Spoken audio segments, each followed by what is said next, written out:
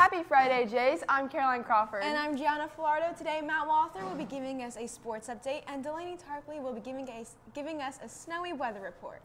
We also have a couple announcements for today's show. Before we get started, this morning, KLHS reporter Emma Cronin was at the LPS Veterans Day breakfast. Hey Jays, this morning I had the pleasure of attending the Veterans Day breakfast where LPS honored men and women who have served our country. This event was held at DMS, and there are performances from the DMS choir as well as Liberty North senior Cooper Smith. Veterans Day is Sunday, so make sure to thank all of those who have served our country. Now let's take a closer look at all of the veterans in Liberty Public Schools. We want to appreciate all of you that are veterans or those that are currently serving and want to celebrate you today.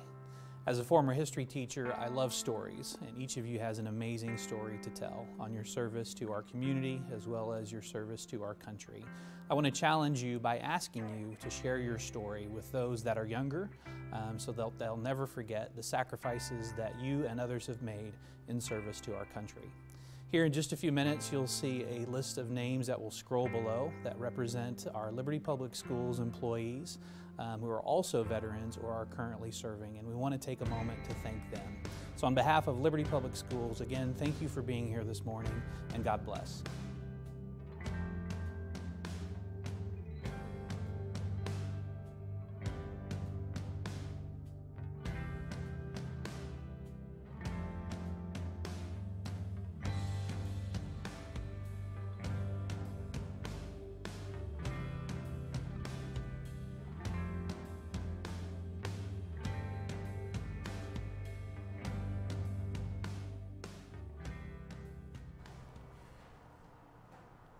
You may have recognized some of those names from our own building, as there are many veterans and wives of veterans here at LHS. At Liberty High School, there are multiple veterans who served in the military and wives of those who did. John Neldon, I was in the United States Army. I was a satellite communication specialist.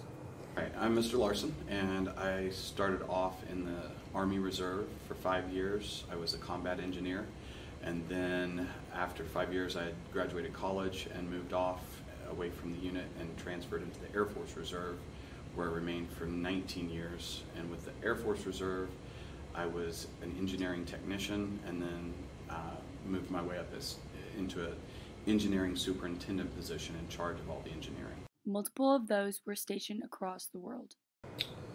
I was stationed lots of places. I was stationed in Germany for 2 years, Fort Hood, Texas for 2 years, Georgia for a year, Fort Sill, Oklahoma for 2 years, and then also did 3 separate one-year deployments in Iraq. I was stationed at Whiteman Air Force Base for the Air Force, and I deployed with the Air Force 2 times, once to Iraq for almost a year and once to Afghanistan for almost a year. Those who have served have a reason behind why they decided to join the military. I was trying to go to college. I had the bills of rent and just feed myself, and I couldn't afford to do both at the same time because it was hard to work full time because I had to pay for everything myself. So I decided to go to the military and go that route because they offer the GI Bill, which is a great program, and also just give me other options in life besides the college route. So I joined the Army. I decided to enter the military because I was paying for college myself, and I had run out of money completely. And with the GI Bill, I figured that would be the best way to get my tuition paid. The wives of those who have served were faced with difficult times at home.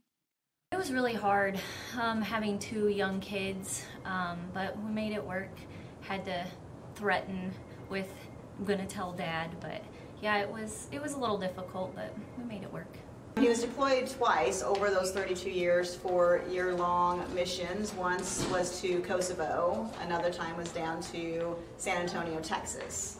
And while he was gone, we have 3 children, so in those 2 years that were spread apart, I was at home just trying to, care for the kids and get them to and from school and their sports activities and that sort of thing. So it was hectic, it was busy, but I was totally proud of his service and his sacrifice for the country.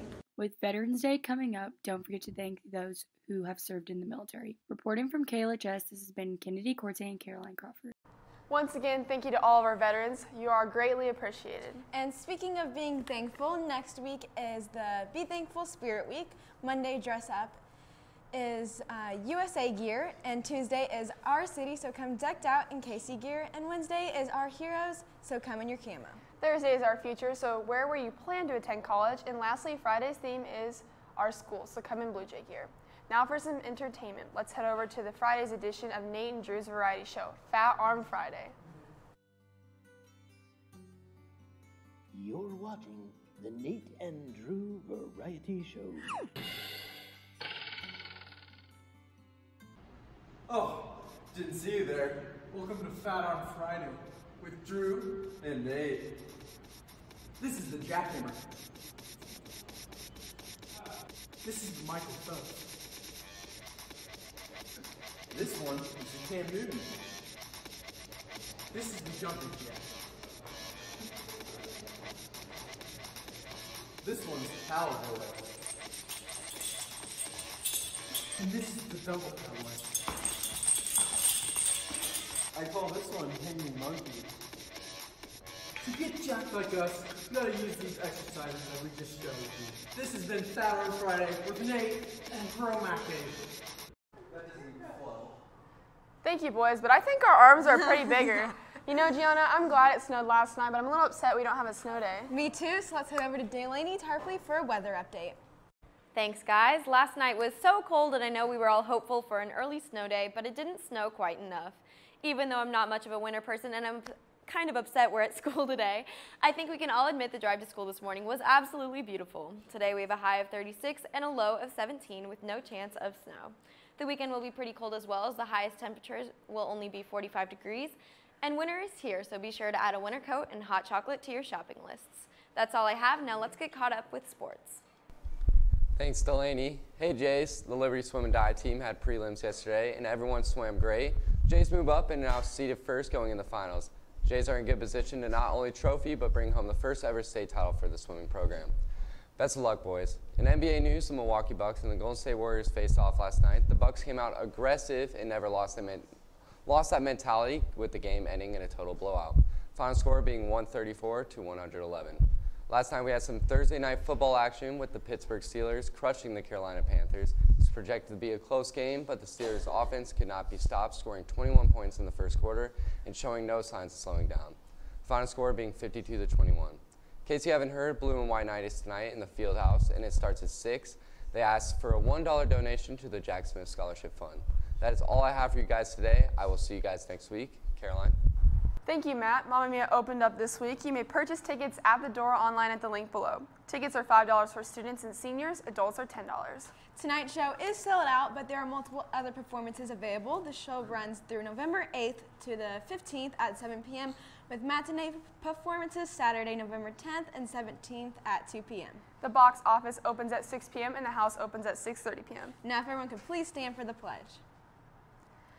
I pledge allegiance to the flag of the United States of America and to the republic for which it stands, one nation, under God, indivisible, with liberty and justice for all.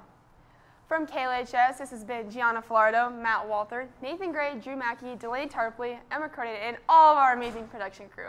I'm Caroline Crawford. Have a fantastic Friday, Jays.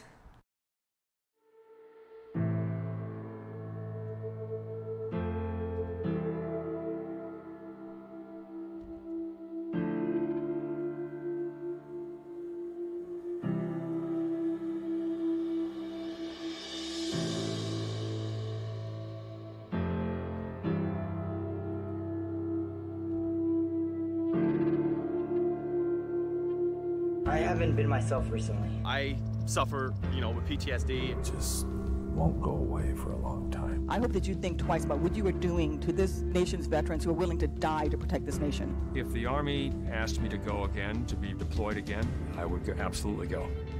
I may give out, but I never give up.